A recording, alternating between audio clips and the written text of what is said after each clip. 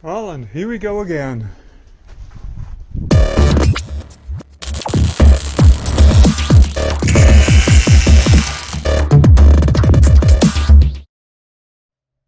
What's up folks, and welcome back.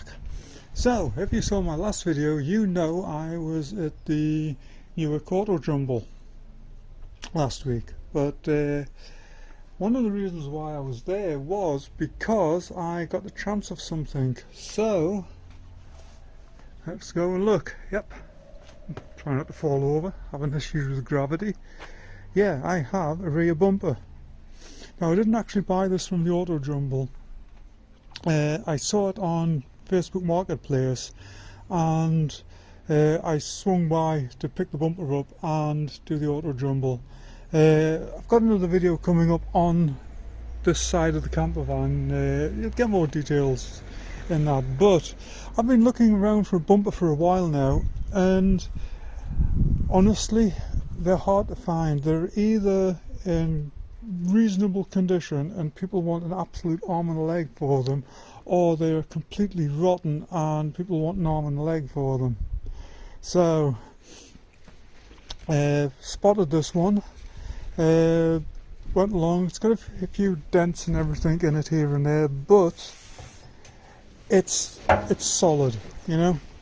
It's definitely given me something to work with. So what I'm going to do is, first things first, is actually take the brackets off, and then I'm just going to get a straight edge out and just basically go over it, put a few marks on here and there where it needs to be straightened, and yeah, grab a hammer and start hammering. So let's get to it. So I've been looking over the bumper, and that there where are we at? There is the only area that's really out of shape. The rest of it's in, I mean, it's crusty looking, but it's actually in very good shape.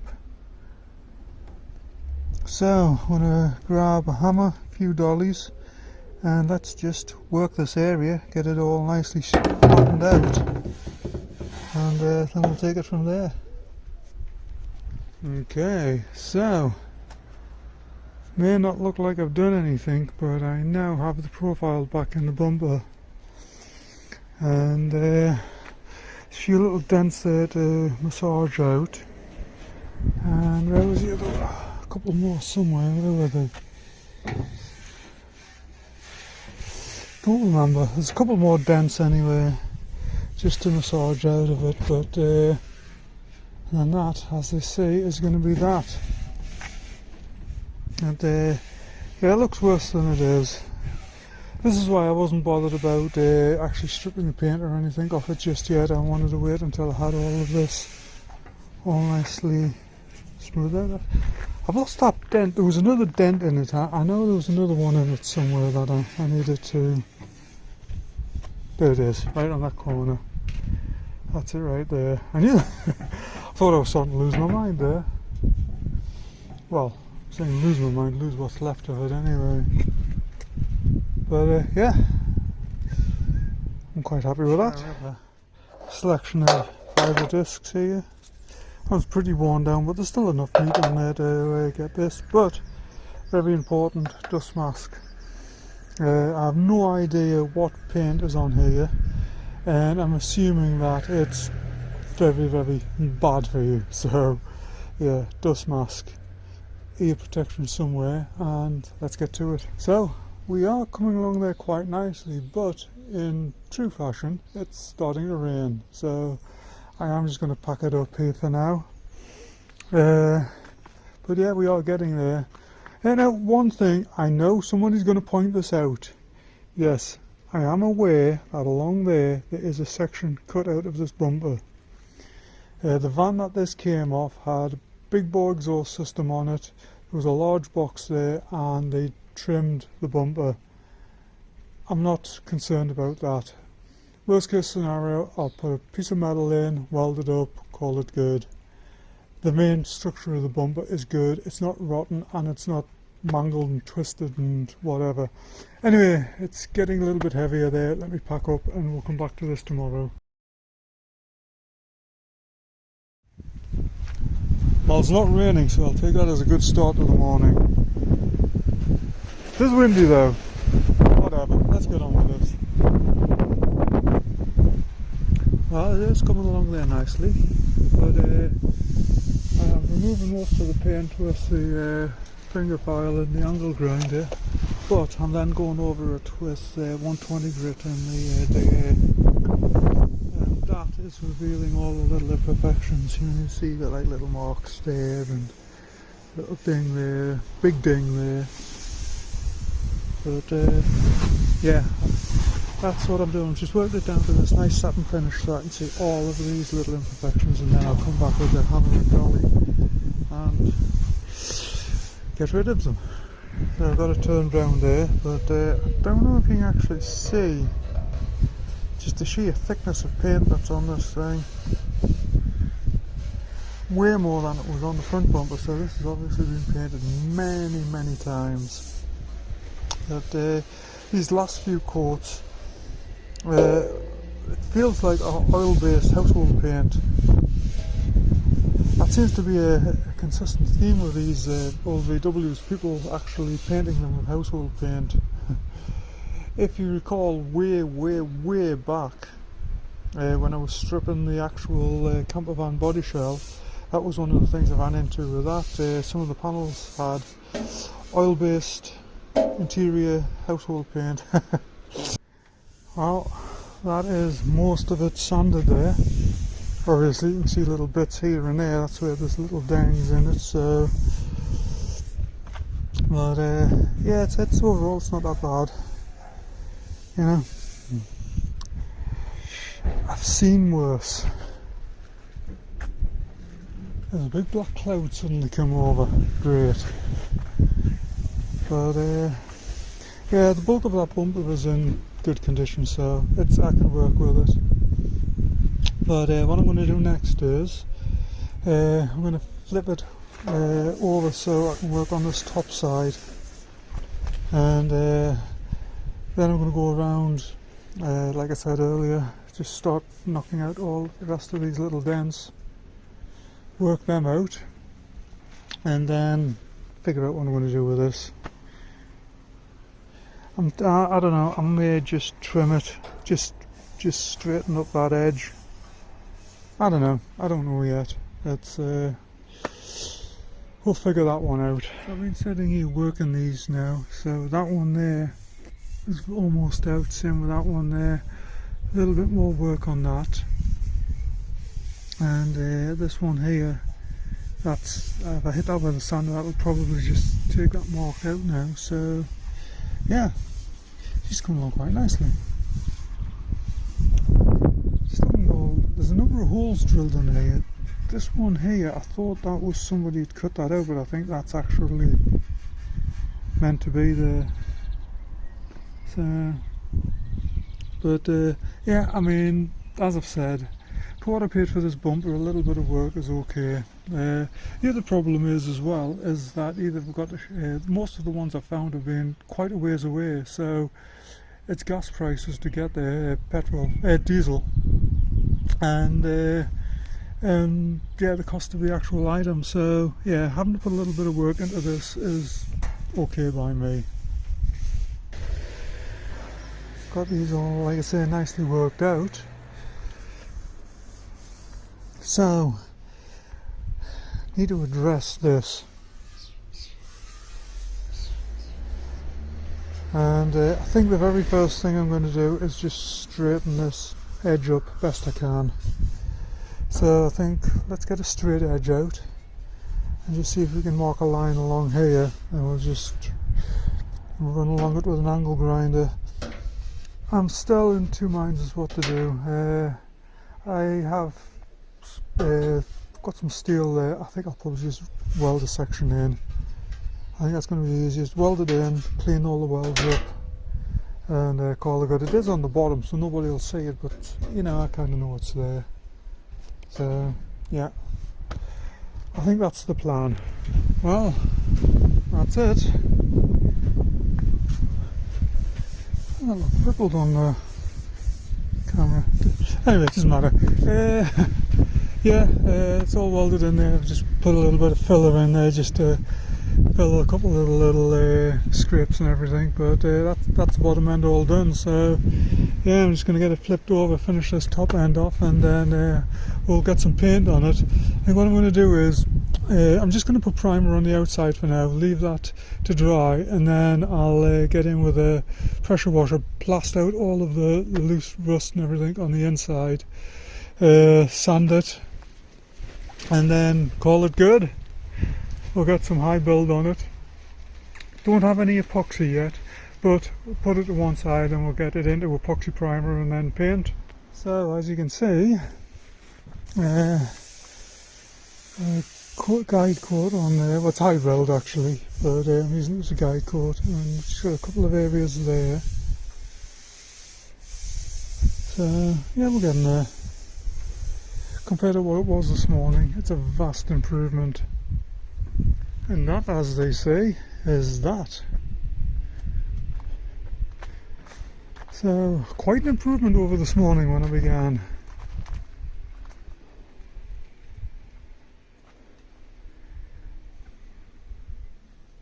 So it's not completely finished yet. Still have the inside all clean out and everything, but basically I'm just going to set it to one side overnight now, let it dry off, let this paint flash and harden. Then in the morning I'll hit it with a pressure washer, clean all the crap out of the inside, give it a quick wire brush down, give it a coat of corrosion neutralizer, and then paint it. And the only thing that leaves is smooth the high build off, get it into epoxy, paint it and clear it. And that is ready to go on. Do need to find out what some of these holes have been for though. Not entirely sure. Oh, wait a minute though, there is a rubber strip on some of these, isn't there? Have to investigate that further. But nevertheless, I'm happy with how this has turned out. This has come along very nicely. Well, it's morning, so yeah, that means we're going to work on this underside. So what I'm really going to do is, there's a few areas where I can get in with a wire brush, but most of it I'm just going to do it with a finger file and some, I think these are 60, either 60 or 80 grit, I think they're 60.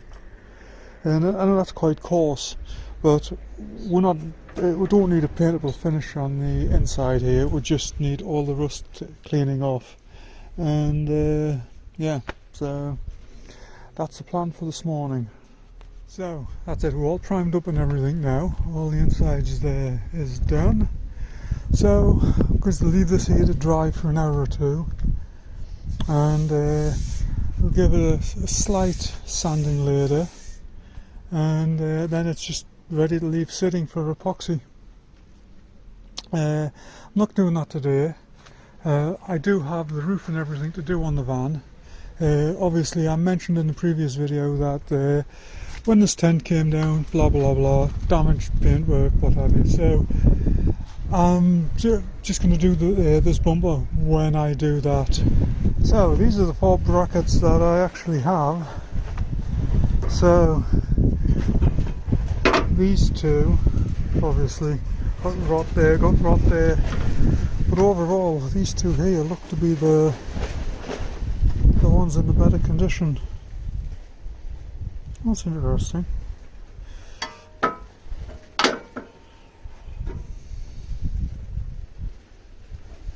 Yeah, they are actually different.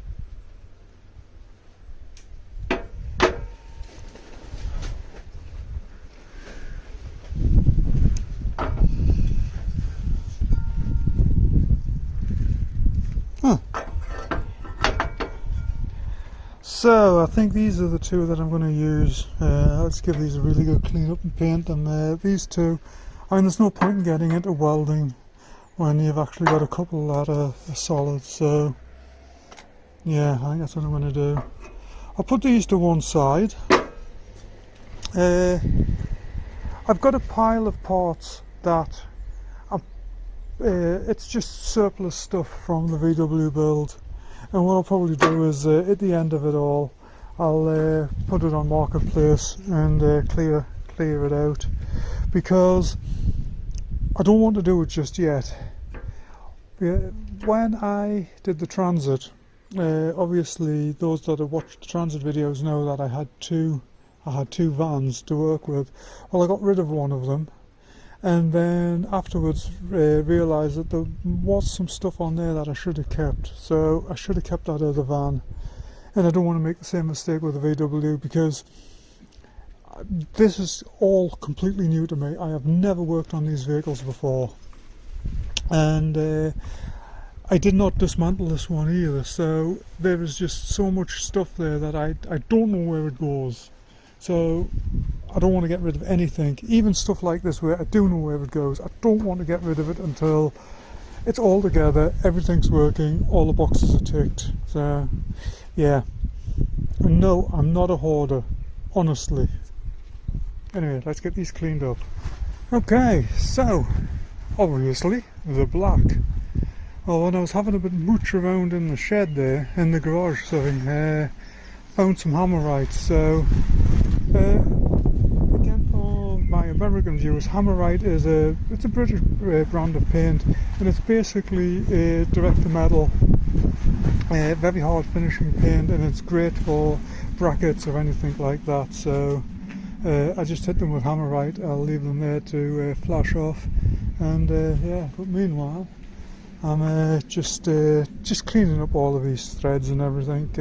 Like I say, I want to reuse these domed bolts because some of what I can find online, the domes are nowhere near as pronounced. So I'd like to just, use the originals if possible.